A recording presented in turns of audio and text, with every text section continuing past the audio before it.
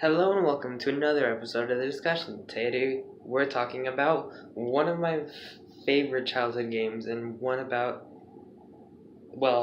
first ever game that I completed and actually had fun with.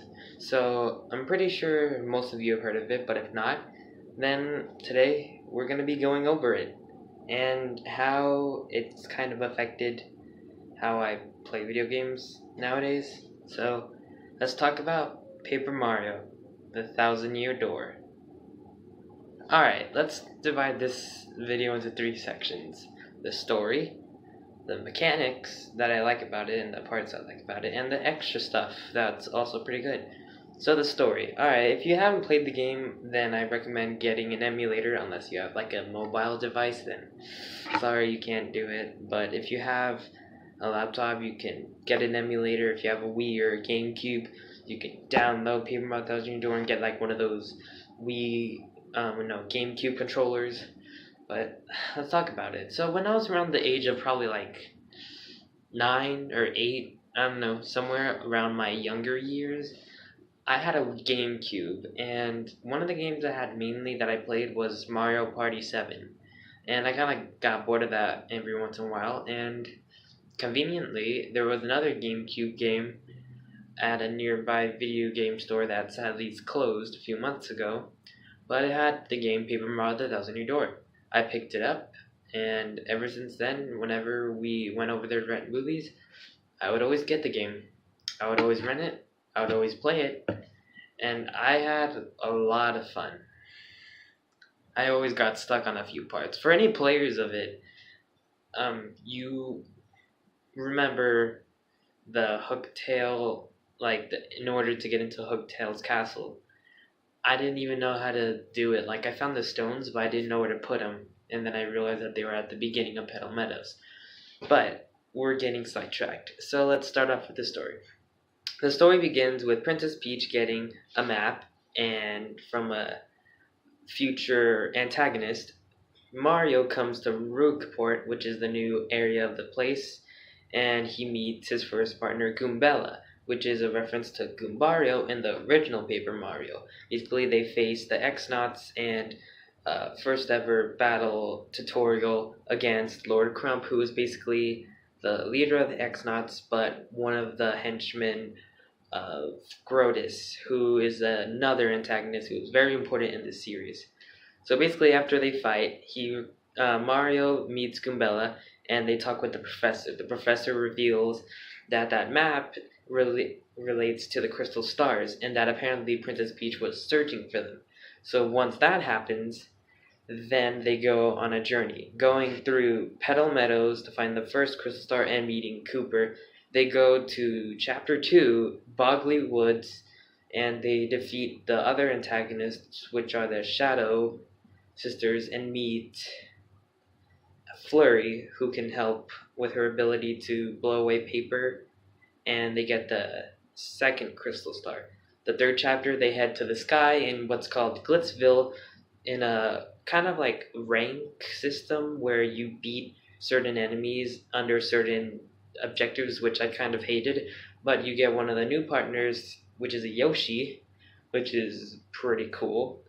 And along with that, you also fight a pretty good boss who has a pretty amazing theme. Not Rock Hawk. Actually, Chapter 3 and Chapter 8 have the most bosses, but Macho Grebo is a pretty good boss. I recommend looking it up for the theme.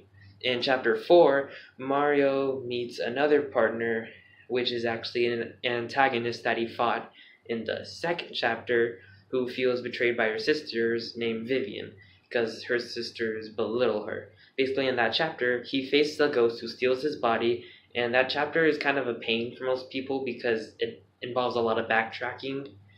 So you have to go through like a wood part with a bunch of crazy daisies and boos and ghosts, like a lot of times. But in the end, it's kind of rewarding. You get the next crystal star. Chapter 5, you head to an island. You meet your kind of last partner, because there's an extra one, but that's optional, who's Bomberry, who is a reference to Bombette in the original Paper Mario. And you face like a ghost. you learn your last ability, which I'll talk about later, and you get the last crystal star. Oh, and face Lord Crump again. Then you blast off to. Actually, no. You take a train, you solve a mystery, kind of. You battle another boss, then you go to a museum, and you get the next crystal star. And then lastly, you head to the moon, get another crystal star, explode the moon because their base of the X-Nauts is on the moon, so you technically blow it up, and you head to the Thousand Year Door after getting every crystal star, and you face the boss. You face a lot of bosses, actually. You face the ghost you fought in Chapter 4, along with the two other sisters. You face the dragon, you face the Shadow Queen, you face Bowser, and you face Grotus. So that's like 6 bosses, actually. Actually, no, and the Dark Bones, so that's like 7, because it's a mini boss. But you face a lot of bosses in that chapter. So let's jump into the mechanics, because the story, well, I just summarized what you actually had to do anyway, so. Mechanics. Mechanics in this game are pretty original to the one. If you've seen RPG games, basically you have, well, depending on the game, it has like a system of HP health points. Then like in this game it's called flower points, which is used to use special attacks that you get from badges. Badges are things that can help you with getting additional hammer attacks, jumping attacks, getting additional item uses, getting luck, or like better chances of getting items after a battle, or increasing your health, or getting more star power from your audience. And that's the thing, in this game there's an audience. The audience basically helps you or it hurts you. Basically, for your star moves, whenever you get a crystal star, in order to charge those powers, you need to applaud your audience. Every attack has its own appeal move and stylish move. Basically, that's what they're called, stylish moves. There's also badges that can help you with your stylish moves and get you more star power. This game utilizes it very well. The fact that you had to perform stylized moves that give you like a sense of like, wow, you're being stylish while at the same time beating a boss or something. Like when it comes to the boss fights, because each one has their own theme or different, like it's really appealing to like get a stylish move on a boss. And especially when it comes to like when you have adrenaline, it's a good feeling. And along with that, they can also help you get items. Some of them can go on stage and sometimes throw stuff at you or drop props on you. And along with that, depending on your level, every few times you rank up, your stage gets bigger. You start with a stage with 50 people, then the next stage is 100 people, then the next stage is 150, and then the final stage is 200. However, when it comes to the second stage, like, there are more props that can hurt you or can, like, help the opponent or hurt the opponent. Like, for example, if you get the 4th stage, you can actually get giant props dropped on you, and they can either make you dizzy, hurt you, or hurt the enemy. So, but the fact that you can like equip badges and help you in battle, and along with that, that anything can happen out of RNG, which is what most games use to determine luck and what happens, like by using a randomizer. Like, it's pretty freaking, like, anything could happen. It's all randomness. Unless, like, you have things like Lucky Day or any badge that can really help you, like, avoid attacks. Because there are a lot of strategies. There's a lot of ways to play this game, actually. Some people use what's called Danger Mario, where they go to a certain person in the game and they can, like, switch their stats to make it have 5 health. And some badges like Mega Rush and Power Rush, they give Mario extra attack power if he's in danger or in peril, which is when they have Mario's down to 5 health or 1 health.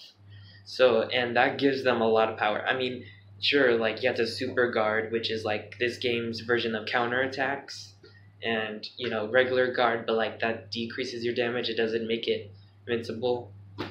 But the mechanics in this game are pretty easy to get down. Along with that, you also learn curses. In the prologue, in Chapter 1, in Chapter 4, and Chapter 5, you learn different abilities. One that makes you turn into an airplane, another one that makes you flat, like paper thin, so that you can go through crevices in the wall.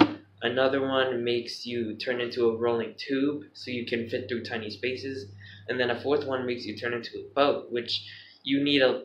Well, actually, in chapter 5, you come back. There's a lot of goodies you have to get, because you have Bomberry, who can blow up things in the wall, and you have the paper boat ability, which can help you get to other chapters quickly. Along with that, you can also collect 3 different hammers and jump attacks in the game. In chapter 2, you get a new jump attack. In chapter 3, you get a hammer at a certain rank. In chapter 6, you get a new jump thing at Riverside Station.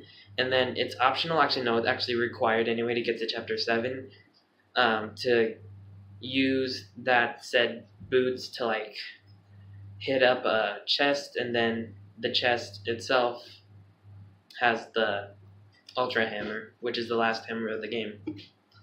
But in terms of mechanics, this game utilizes it very well, especially considering that it's an RPG game. Like, there's so many badges, there's so many things to collect, there's so many moves, so many attacks, so much to do. Like, it really, it makes your gameplay interesting, because people play very differently. They can either use a bunch of moves, a bunch of items, no items at all, no badges, just increase, like, health, or increase flower power, or make yourself pretty much invincible. So, but now let's get into the extra stuff, because this video is getting longer. The extra stuff about Paper Mario is, one of its famous things is the Pit of 100 Trials. I've never completed it, and I wish I had. If you haven't heard of it, or if you haven't heard of Paper Mario at all, or unless you actually know about it, then you kind of know, but not really. The Pit of 100 Trials is a gamble. You really need to strategize, get the right badges, get the right health items. Actually, it's kind of luck-based in some battles, and you need like a charm along with that, and double that, you also need like an afternoon or night, or like a bunch of time to play, because you cannot save in the pit. Along with that, if you quit right there, like, it doesn't save your progress. So, and the only way to get out of the pit is either lose, or you have to take one of the pipes every 10 levels. And that's pretty much a pain. But every 10 levels, it sometimes has a shopkeeper, or sometimes it has like, well, actually no, all the time it has like a special badge. And the 100th pit is Bone Tail, which is basically Gloomtail from the final chapter, and like Hook Tail from the first chapter, but like stronger than the final boss actually compared. Because Bone Tail has high defense, high attack, and pretty much, like, if you don't have a lot of health, well, just rest in peace, because you're not gonna survive the fight unless you get lucky. Most people get lucky, actually. People speedrun it. Like, they get to the first or second chapter, because until like chapter 2, because you have the ability to, like, you know, turn flat. Then that's the only way to get to the Pit of 100 Trials, or the other side of Rugport, but that's also not accessible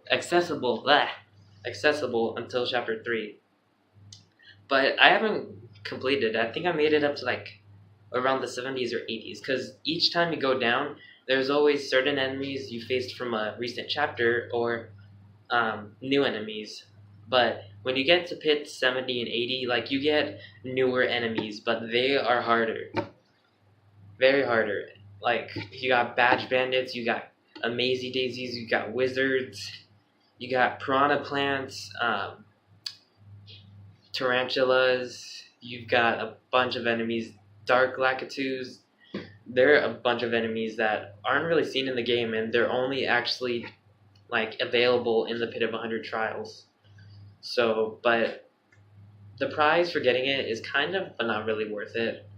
Along with that, there's also some mini games you can play, like at, you know, the west side of Rugport. Like, each time you get a curse, like, you can play a mini game for that, but you have to get a card. You can also get Miss Mouse, who is the optional character I did say. Along with that, you can also rebattle Glitzville, I mean, you won't get like another star, obviously, but I don't know, for like the experience, I guess, the nostalgia for beating the game earlier. You can gamble. Well, not really gamble. It's like more or less a lottery ticket thingy, but it's not worth it. You're gonna waste your entire life.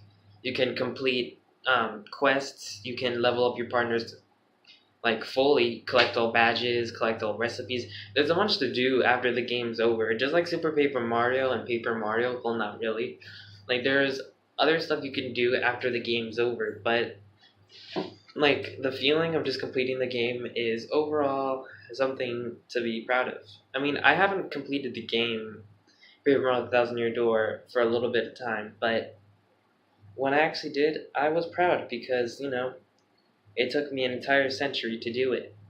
Like seriously, no joke. At my school, when I was like, it was probably first or second grade or third grade. I was like talking to people who played the game just like me. I was like, "Hey, have you defeated this boss?" Like, I haven't. Like, how do you do it? But I look back at it now and I'm just like, man, this was my childhood. It really was. Like, I look at it now, like some gameplays, because I don't have it obviously, or a laptop to get the emulator, and I still rekindle those memories. But oof, this was a long video. Me just talking about Paper Mario: The Thousand Year Door. I mean, if you haven't heard of it or played it, then you're probably just like, "What the heck is this?" But sorry if you didn't know about this. But I had to talk about this eventually because this series is mainly about me telling my opinions on the internet. Because oh boy, people really love to say something on here. But that's all I have to say. If you played this game before, or if you have another childhood game that you've experienced before, tell me your experiences. I don't know. Let me know in the comment section below if you even made it this far, which actually I think some people don't. I'm sorry. But yeah, thank you so much for watching. It's December, so yay.